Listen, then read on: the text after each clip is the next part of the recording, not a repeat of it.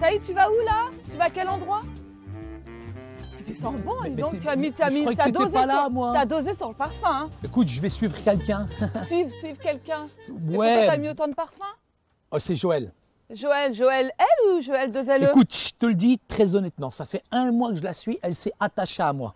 Mais Saïd, elle s'est attachée à toi, il faut que je vienne avec toi si elle s'est attachée à toi. Non mais écoute, elle me préfère moi, parce que moi elle préfère quand je la suis, tout ça, elle comprend mieux le partage, la Bible, etc. Elle comprend tout mieux, ça. mais Saïd, il faut que tu fasses attention, imagine si elle tombe amoureuse de toi.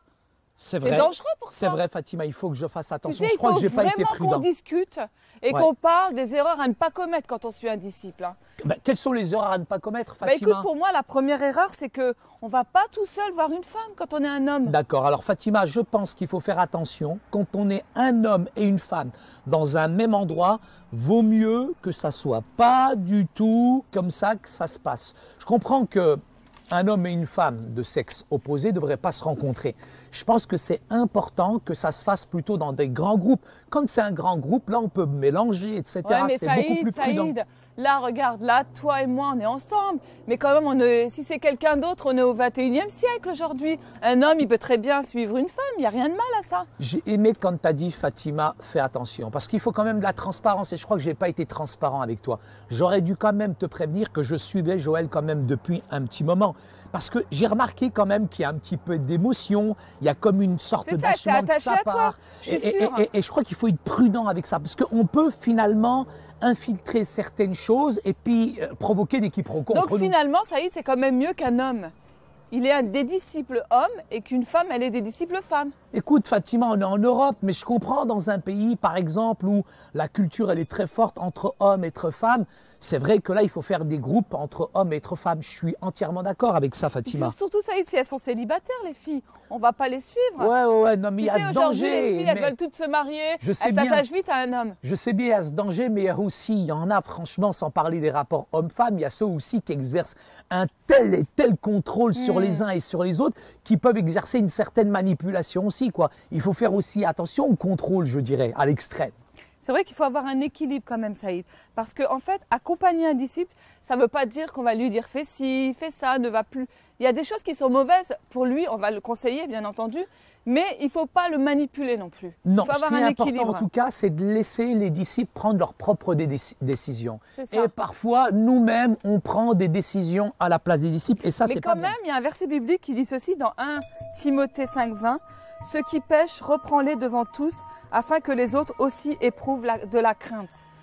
Écoute-moi, Saïd, il faut quand même savoir reprendre les autres quelquefois, parce que quelquefois ils sont dans l'erreur. Et la Bible, elle dit qu'il faut les reprendre en présence d'autres personnes, et c'est pour leur bien tout ça. Mais il faut faire attention de ne pas exercer une espèce de manipulation. Le mentor doit trouver un équilibre pour prendre soin de son disciple. Écoute, un disciple, il n'est pas capable d'avélir toutes les décisions. Si arrive un moment, il faut qu'il prenne ses propres décisions. Et le mentor, il n'est pas là pour diriger ou contrôler la vie, en tout cas du disciple, mais le disciple aussi doit prendre des propres décisions qui vont lui permettre d'aller finalement de l'avant. Il y a une chose qui est importante aussi, Saïd, c'est que le mentor, celui qui s'occupe du disciple, celui qui le forme, il doit quand même être un exemple. Il doit avoir quand même une vie exemplaire. Ça ne veut pas dire qu'il est parfait, mais il doit quand même montrer le bon exemple. Je suis entièrement d'accord avec toi, Fatima. Mais tu sais, parfois, tu as certains disciples aussi qui persistent dans leurs problèmes, dans leurs difficultés ou dans leurs travers. Et c'est important de les corriger, de les réaiguiller ou, si tu veux, un petit peu de les remettre dans les rails, quoi. Parce que parfois, ils ont besoin aussi de redevabilité. Si je ne suis pas là, moi, pour les corriger, pour les amener un petit peu sur les rails, je pense qu'ils vont complètement dévier. C'est ça. Donc, tu les reprends. Tu leur montres l'exemple, mais l'exemple parfait, c'est qui finalement? Mais écoute, c'est le Seigneur, Fatima. Il y a une question d'équilibre. Et c'est plus qu'une question d'équilibre, on doit leur montrer les exemples. Et la plupart des exemples sont tirés de la Bible, de la parole de Dieu. Finalement, si on s'éloigne de la parole de Dieu, c'est là où finalement on est capable de n'importe quel travers. Et c'est justement dans la parole de Dieu qu'on voit l'exemple parfait, tu vois, moi, celui de Jésus. J'ai un disciple, ouais. Il m'a dit, ouais, je fais encore ceci. J'ose même pas te dire ce qu'il fait, Fatima. Je l'ai repris avec amour, avec beaucoup de douceur, avec beaucoup de sagesse. Et je lui dis, écoute, vaut mieux que tu étudies la Bible. Et je lui ai donné les textes bibliques.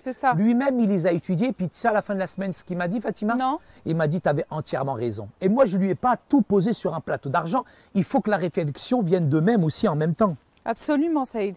Et il y a une chose importante aussi, c'est que, tu sais, moi je me suis aperçue que des fois, quand j'accompagnais des personnes dans leur démarche spirituelle, eh ben, je les écoutais pas, j'étais là, je parlais, je disais voilà, il faut faire comme ci, il faut faire comme ça.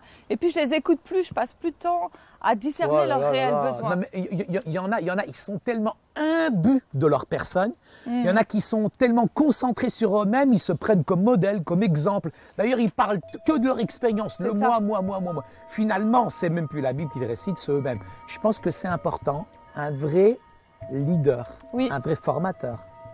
C'est celui qui est capable de mettre un enseignement où il s'efface, où c'est la Bible qui se met plutôt en avant plutôt que lui-même. La Bible, Jésus l'exemple, et puis c'est le meilleur modèle finalement. Donc pour terminer, ça y est, je vais répéter tout ce qu'on a dit. Écoute bien parce que ça va t'aider. Alors justement, et surtout ça va t'aider aussi avec Joël. On doit bien écouter aussi nos disciples, Fatima, et il faut arrêter aussi de tout spiritualiser et de se mettre en avant. Là, je te laisse conclure.